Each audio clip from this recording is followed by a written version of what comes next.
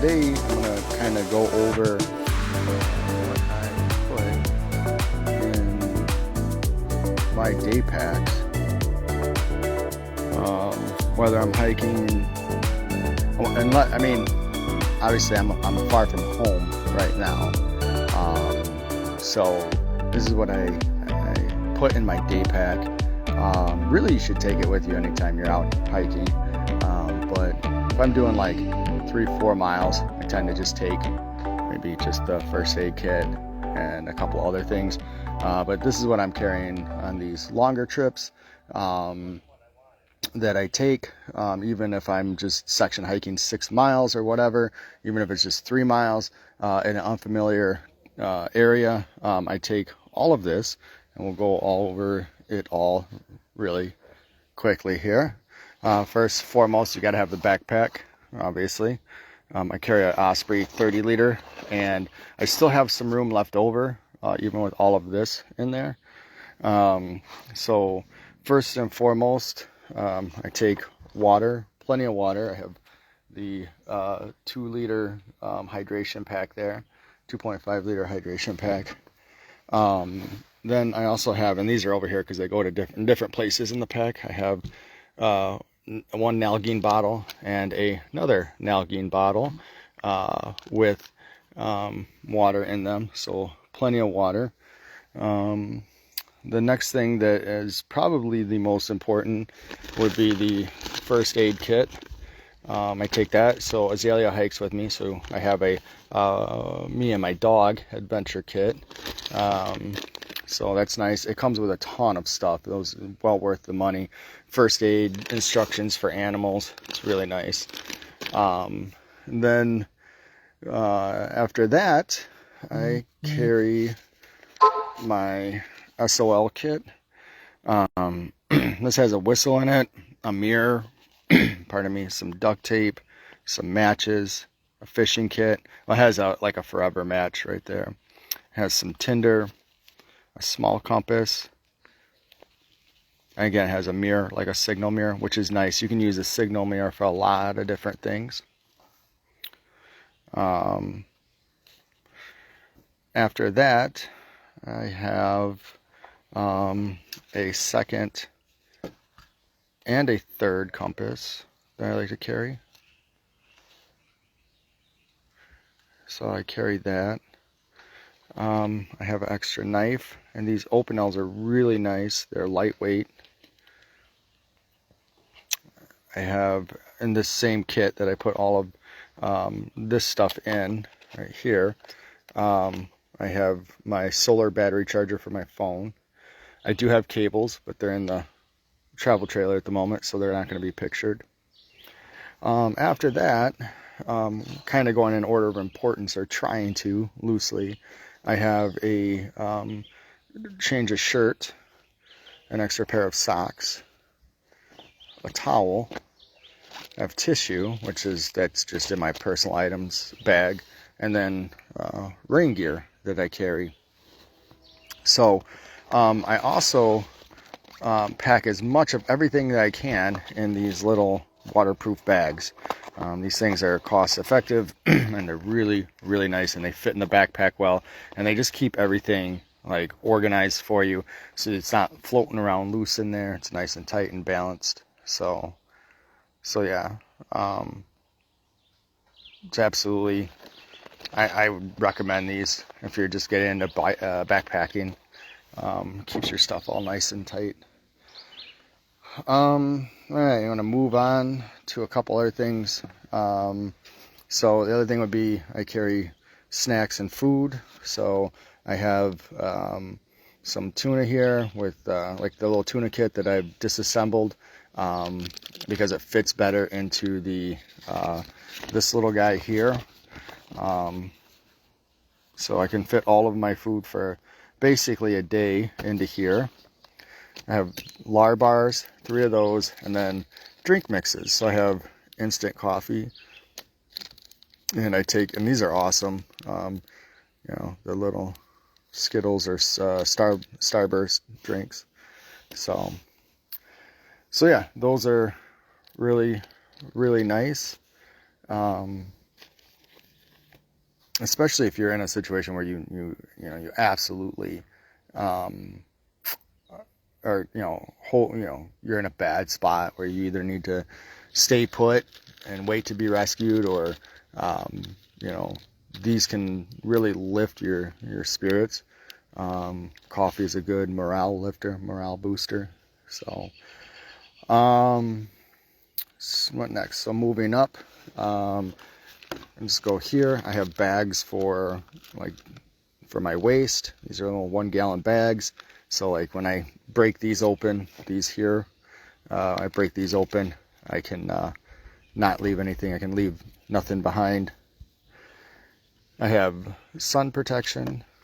I have tick and mosquito repellent.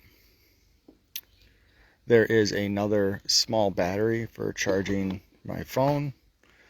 As you can see, just about everything has a backup or redundancy. So you don't necessarily have to do that, but I have a notepad and a pen, a lighter. This is a paracord bracelet that I don't necessarily wear all the time, but paracord is extremely useful if you get into a survival situation.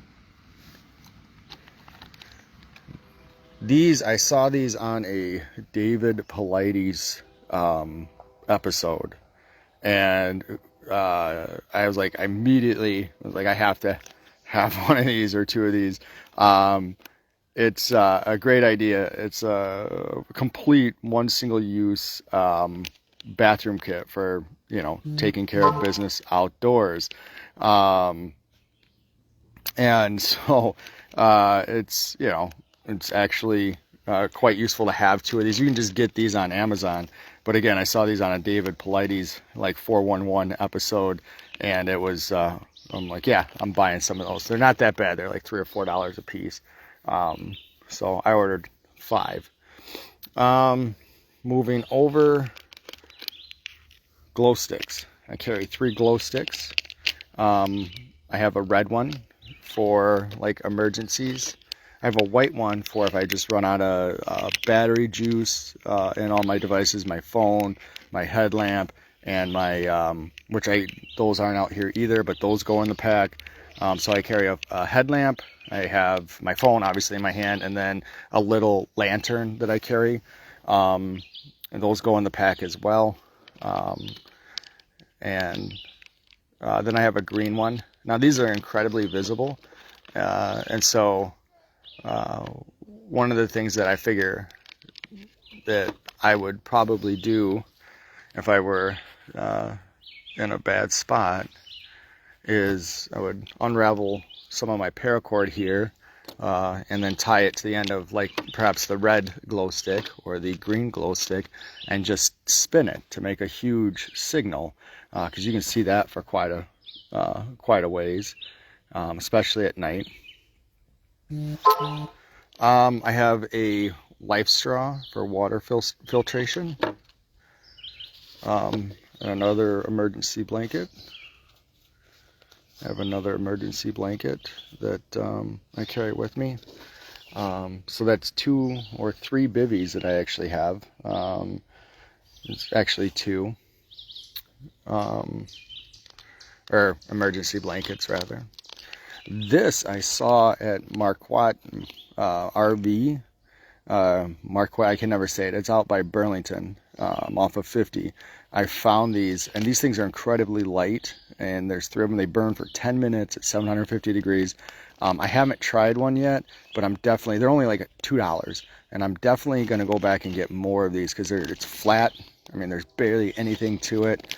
Weighs hardly anything at all. So those make it into the pack for sure, because it's really cool. I've said it before, it's really cool to be able to start a fire from flint and steel, or from a bow, like a fire bow. That bushcraft stuff is amazing if you can do it. I can start a fire from flint and steel, and those long-term survival skills are important, and they're great, and they're also fantastic to impress your friends when you're camping. However, if you're in an emergency situation where time is of the essence, lighters and matches are all really quick, and those, you don't want to be wasting a whole lot of time on a skill, because you saw like Bear Giles or something like that do it on his show. So you want to make sure you have those skills fully developed before you go trying to do that stuff in the wild. All right, so pair of binoculars for seeing long distance. Pet corrector. So this is for other dogs, not Azalea. It's just a hiss can. I have this Sawyer squeeze water system. So it has a filter and enables me to filter like several thousand gallons of water. So yeah, that's everything that I put in my bag here. I don't think I left, oh, I did leave something out. I have a cook system here for boiling water, and or if I have extra food, which sometimes I do carry like a mountain house or two in the backpack, I can certainly boil water in my Stanley kit here with my little Esbit stove. And I have the little cubes in there just in case. But I can also use this, by the fire. I don't have to use the Esbit stove. I just carry it just in case I need something like, low profile, or I'm in a bad spot where I can't make a fire. Maybe there's too much ground brush or whatever. So yeah, that's it. That's everything that I put into that pack, that 30 liter pack, and there's still room left over afterwards. So really like it, and it's well balanced at that. So all right, I'm gonna get this all packed back up, and I am going to make breakfast and then hit the trail. So thanks for watching, guys. Here are a couple other things that actually go into the pack that I didn't have on the table because I had been using them at camp last night, and I had left them in the camper. So basically a headlamp. I love this Petzl. It's really, really bright. It has a rechargeable battery in it. But also what they sell for this is this little case. It's a carrying case, but it's hard to demonstrate with one hand. But you put that in there, and it turns it into a dome light, so it diffuses the light from your headlamp. And the reason this is useful is it's a protective case, number one, but it cuts down on your weight because you don't have to carry both a lantern and a headlamp if you don't want to. I always carry a backup, but yeah. And so basically you can use this little hook and strap thing, and there's a hook and cord in that groove, and you can mount this to the ceiling of your tent, and you have a little lamp. It's really nice. So bought that for sure because that's a great idea. And then my multi-tool kit, I always carry one of those, or a multi-tool. This is a Gerber multi-tool. Really nice. It has a bunch of tools on it, screwdrivers, bottle openers, can opener, all those types of things that you might need. Leather punch and whatnot. And then gloves, of course. So sunglasses are a must as well. So that's it. Those are the things. I'm going to actually finish packing all of this stuff in now. So okay, well, I'll move this a bit so we can see in the light better. Just for safety and update what's going on today, Azalea and I will be hiking from this parking lot here, SIATA. It's on Shannon Road, right around the curve there, right in the curve. That's where the vehicle is going to be parked. Plan to hike up to Pheasant Hill Road, then over to County Road, Kettle Moraine. It connects with Kettle Moraine Drive here. And this is going to be going through a field or something. There's no road there. It'll cross Waterford Road right there. And we're going to go up around here through this field, kind of by this lake, up around all the way up to County Road E, and then back down. Round trip, I believe, will be 6 miles. This whole, just for point of reference, this whole segment is 6 miles. And yesterday we did from here down to here, and that was 4 miles. So, you know, if we were to do this all in one hit, the segment actually starts here and goes all the way up to here. So as you can see here, you know, yesterday I would have been roughly 2/3 of the way done, roughly, because I did, you know, 4 miles. So doubling back, it just is really, really frustrating, because this segment could have been knocked out yesterday. But it is what it is. Azalea likes being out here, and we're not in any hurry, so it's okay. We're just going to, again, hike from here to here and then back. So that's the plan for today. Yeah, I'll check in from time to time, parts of the trail where I can. I got a fully charged phone, and we're ready to go. We are about 2 miles in to our 6-mile hike today, roughly. And Azalea is loving it. We just had our first water break, found some nice shade. We had to walk on this, you know, we had to skirt a farmer's field. Total distance 2 miles. Yep, right Total there. time 59 minutes and 49 seconds. Split pace 33 minutes 17 seconds per mile. Yep. So now we're just hiking along here. Letting Azalea set the pace right now because she's a little winded, but she keeps moving forward, so that's okay. And we're not in a hurry today. She did about 4 miles yesterday, so we'll see how she does. Taking a little break. But yeah, this is, well, get to see some nice scenery. This is the kind of hiking I like to do. Hiking in a lot of these, a lot of this route, a lot of this, the sections that I've been hiking lately have been, you know,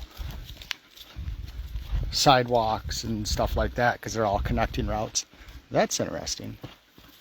That is really cool.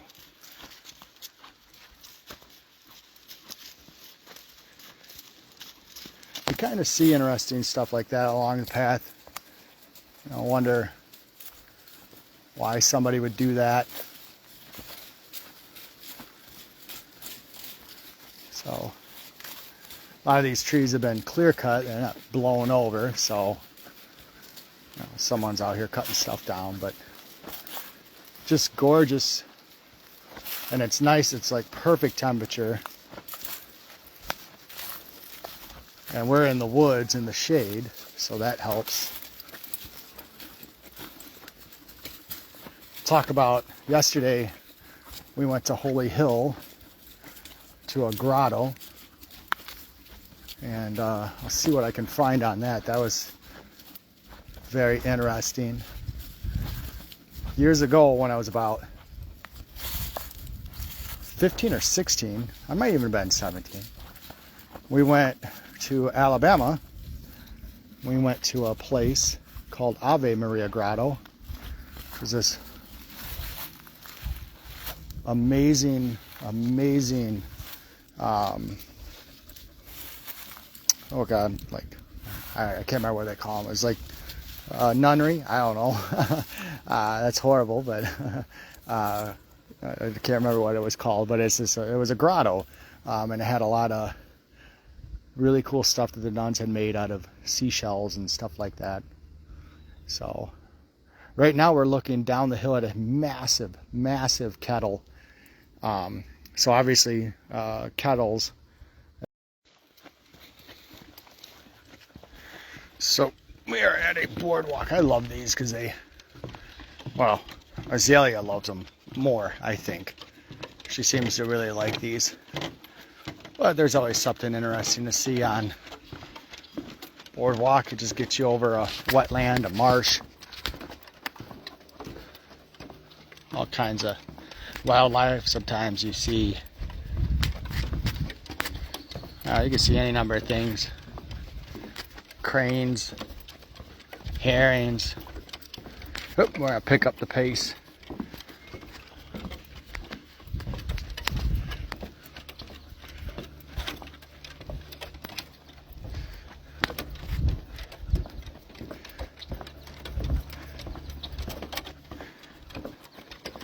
Here in about another mile or two, probably gonna stop for lunch.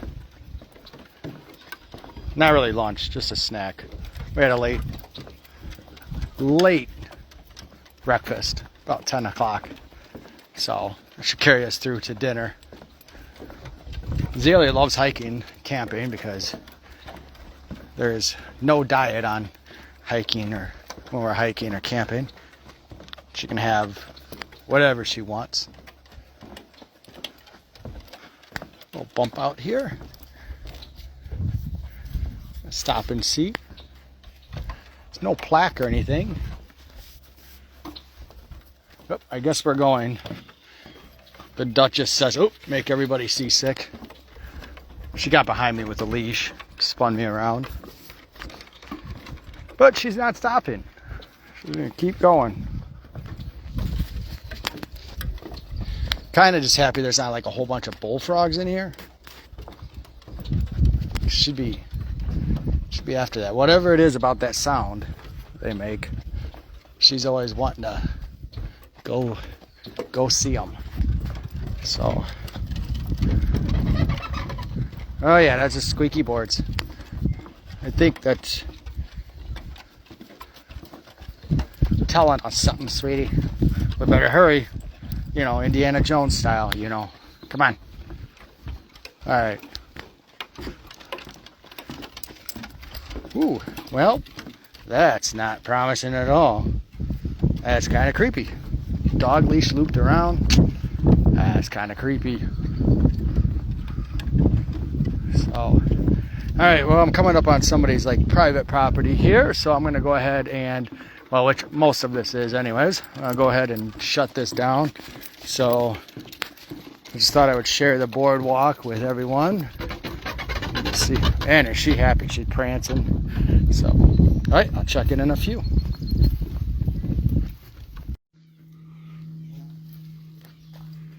Here we go. You ready to go up? Let's go up. Come on. This is a fun part of the trail. Going up here.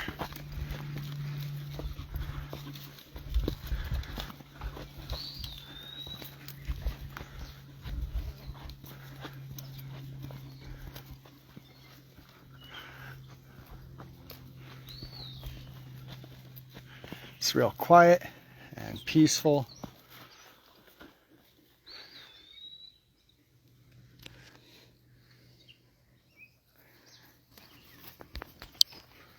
So, yep, just checking in. We put about another mile on. Maybe, you know. She's slowing down, so we're probably going to actually try to, what I think I'm going to do is, I may hike all the way back to the campsite. And then hustle it back. You know, put her in the campsite, let her rest, let her get cooled down. She's real good in there. She'll just fall asleep. Oops, she just saw a sparrow.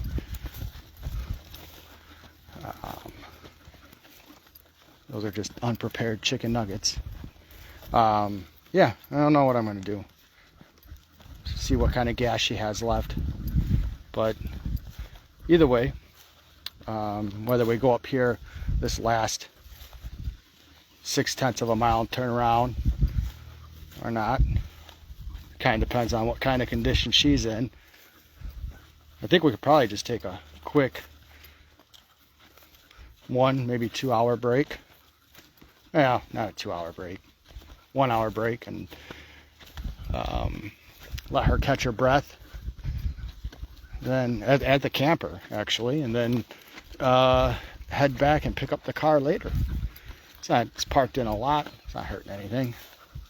So, yeah, I think that might be what we do.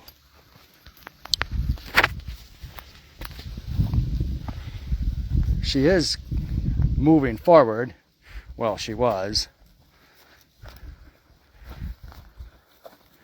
So, it's not like that 9-mile hike that we did last time.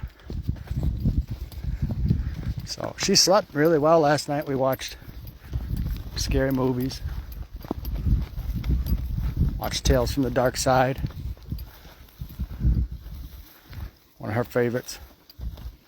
We also watched, what was it, Azalea? We watched These Woods Are Haunted. That's not a movie. It's a mini-series on Discovery Plus. That's a fun one. Watched our favorite one about Roanoke Island, or not Roanoke Island, but Roanoke State Park. I believe that's in North Carolina. We watched that one, and then the one about geocaching, didn't we, babes?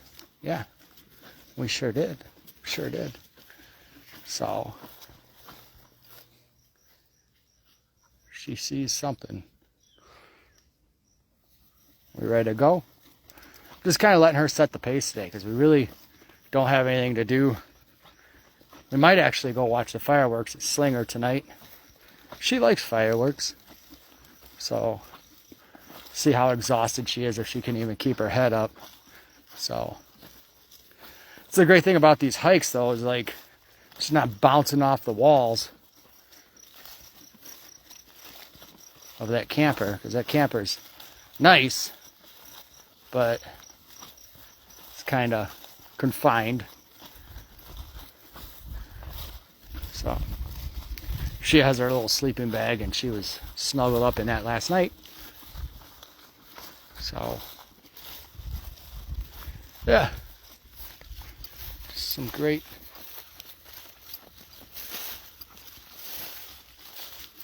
scenery here. All right, I'll check back in a little bit. All right, we're sitting here and grabbed a little bit of shade. We just finished the Holy Hill segment. So we are right here. Right there. We're going to hike up to here. And then probably to our campsite, which is right around in here. So, yep. We'll drop her off. Deadhead it back. She's been good and tired. She'll sleep. So, that's the progress. Trying to talk her into going down that. I may have to carry her down that. We shall see. Come on, let's go. Come on, let's go. Come on, oh, a little coaxing. Oh, there we go. Not so bad, was it, Azalea? See, I wasn't so bad. Oh, stairs are our nemesis. She can do stairs when she wants to. There's a treat at the top or bottom. No problem. We just got done with our break over on Glasgow Road, I think it was. Now we're heading through. She's hiking right along. We're starting the Pike Lake segment. Whoop, Come on, let's go. Starting the Pike Lake segment, and it is just a fantastic trail. We got a lot of ups and downs, a lot of hills, a lot of elevation change, some good hiking.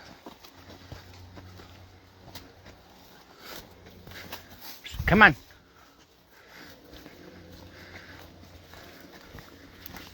We got a few miles left, and it will be great. Come on. Come on, let's go. I'm gonna end up probably having to carry her for a bit because I think she's kind of done. And there she is. Baby, come on. Azalea, you're on camera. You're on Facebook, boycotting. Come on. Come on, let's go. Come on. Come on, we're almost there. Come on, let's go. Come on, I'll leave you. No, I'm not really gonna leave you. I'm just kidding. All right. Come on. Come on. Come on, baby. And this is really cool. I like the stairs and the way these are done. I think that was the problem. She wanted to be out front. Maybe. Baby, it's not that hard. Come on, Azalea. All right. So I'm going to try to coax her along for this last mile and a half. We're going to get to a parking area, rest, and then go from there. So this little sign explains what kettles are. You're looking at a kettle right there, and some of them are very massive. They're depressions in the ground. So I don't know how much of that last post went out, so I'll review quickly as I'm making my way back to the car. A little short hike in here. Basically, kettles are all over Wisconsin. Most of our lakes are remnants of kettles that were created during the last ice age. So basically what happened is that boulders, like big blocks of ice, fell off of the main glacier and then were insulated by earth. They were somehow or another dirt, sand, silt, whatever, got piled on top of them, and this insulated them. And then as those blocks of ice melted, that soil, that silt, the dirt, whatever it was, slowly sunk lower than the surrounding areas where there were no blocks of ice. And so those chunks of ice actually, melted a little slower than the formation of the area around the area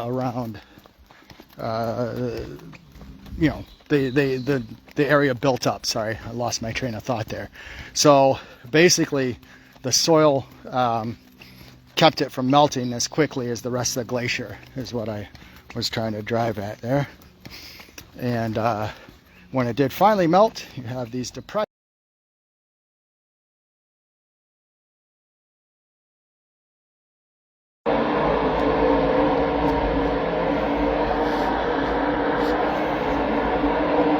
Azalea and I are out here right next to Slinger Speedway, and we are waiting for the fireworks, Azalea and I. So, miss that smell. Used to go to a lot of NASCAR events. You smell the racing fuel. Almost smell the tires, right? I know this is a new experience for you. Oh, you are so tired. I know you're so tired. You want snuggles? Here, come on. Come on. Oh, I know that big thing's in your way. Car is trash right now. So, no, you can't get in there. There is nothing in there for you. Nothing. Stop being nosy. Relax, relax, relax.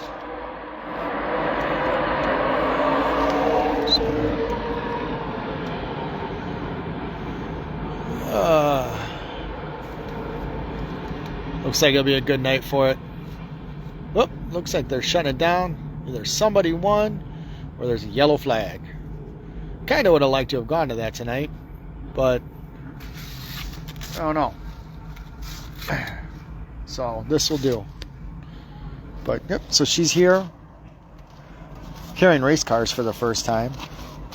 We'll see, maybe someday she'll go to Road America and sleep on the infield. Trackside. Maybe we'll watch some IndyCar or something like that. Ooh. I'm just listening to it. It sounds like... Oh, I think we're on the back side of the track. And I don't know if you guys can see up there. Let me zoom in up there.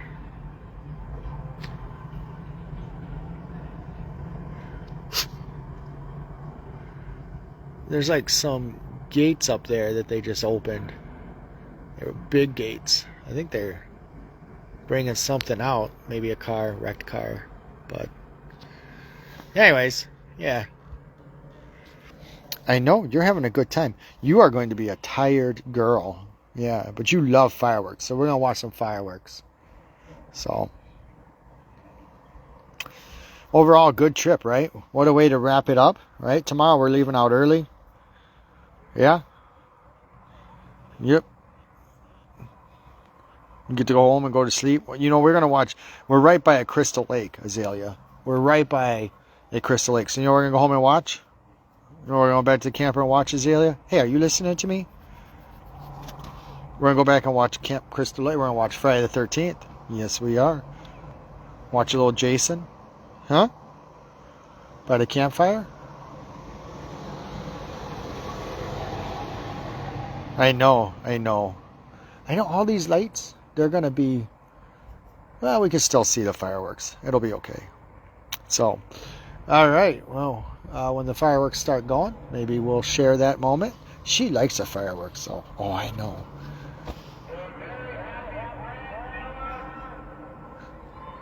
Trying to hear...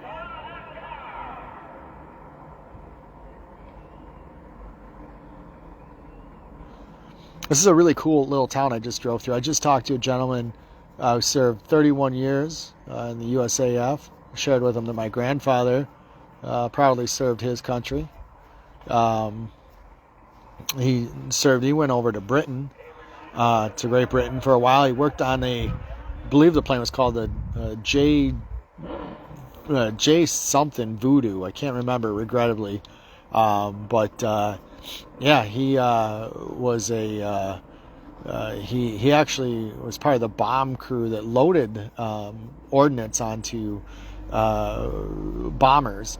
And I didn't get an opportunity really to talk to the gentleman too much who directed me over to this nice parking lot to watch the fireworks. Yeah, he served 31 years in the United States Air Force. A lot of those guys will tell you today isn't about them. It's about the guys that didn't come back. I've been hearing that a lot more lately. But still, we want to thank all of our armed service people, right, Azalea? Right? Because without them, we couldn't do stuff like this, right? Right? So it's a great weekend. Tomorrow's a great holiday, a great day of remembrance. And I can't think of a better way to spend it than catching some racing and some fireworks. And yeah, so anyways, we'll come back on in a few once the fireworks start.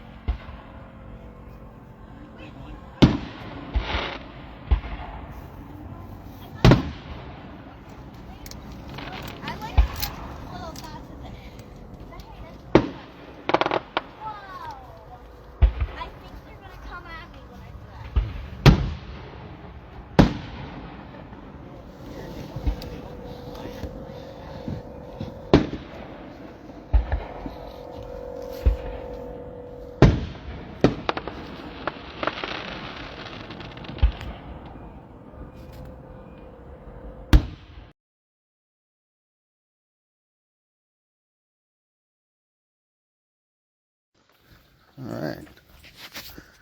Don't want to blind everyone there.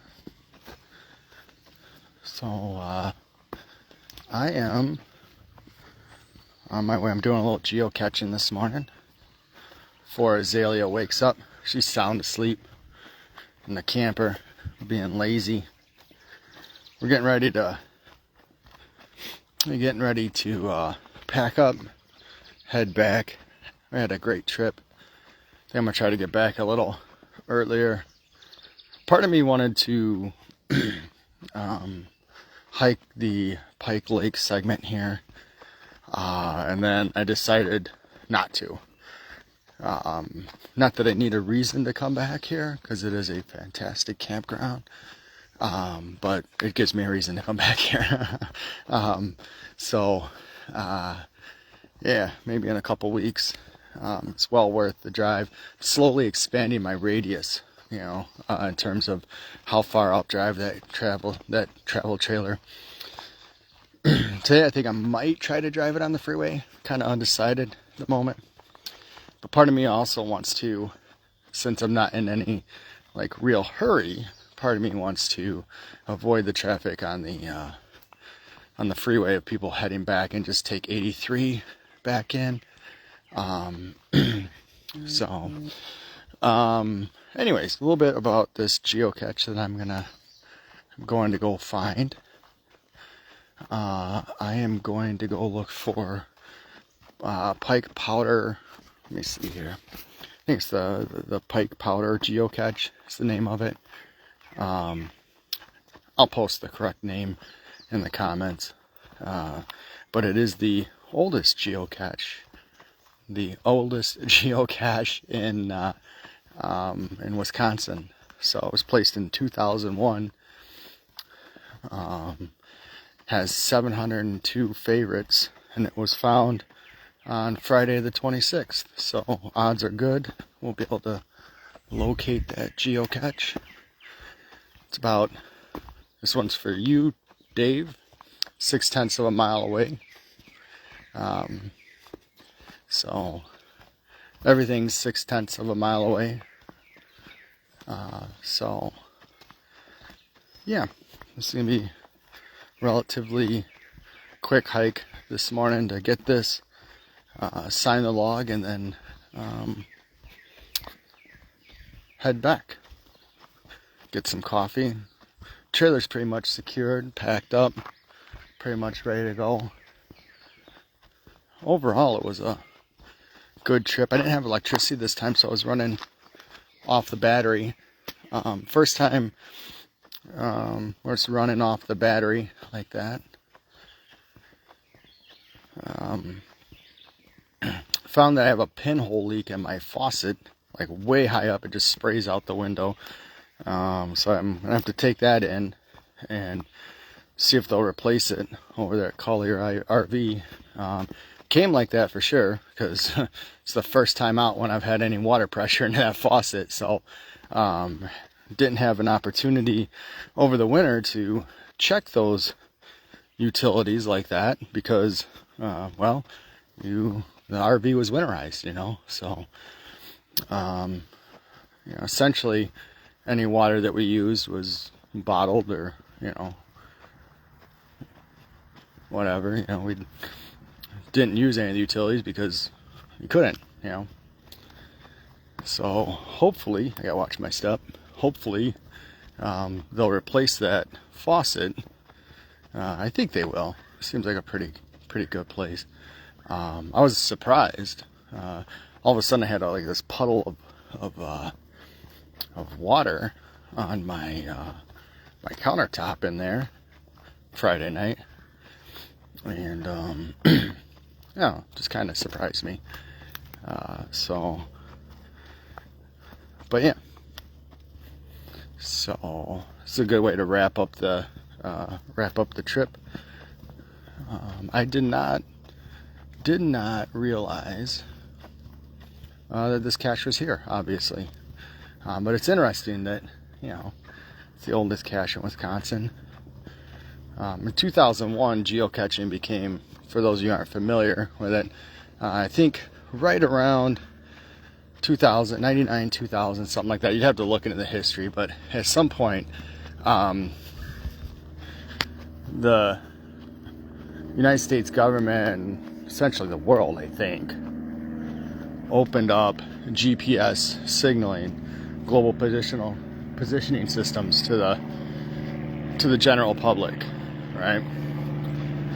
And right around there. And so geocaching had kind of been a thing for, you know, people with like you know, your more expensive GPSs and stuff like that, that it kind of had been a thing.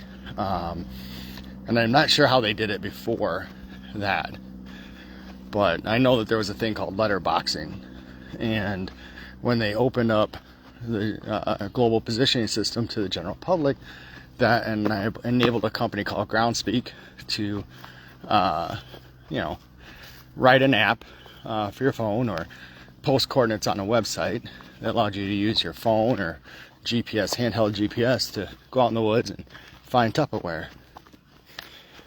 It's kind of a fun little hobby, little caches. Some of them are challenging, some of them are easy, you know, but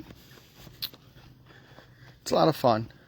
And if you get a chance and you want to try it out, take the kids. I personally just like to sign the logs and post the find. But yeah, it's a good way to get out, get in the woods. But they're all over the place. They're not just in the woods, actually. They're roadside.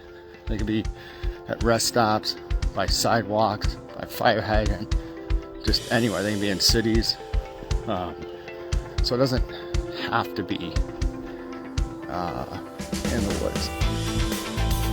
So, all right, so I'm getting close, so I don't want to give away the location of this thing, so I'm gonna go ahead and sign off. Yeah, that's about it. That's about it for the Memorial Day camping trip. Didn't get in as many miles as I had hoped. A couple snafus, but nonetheless, good trip.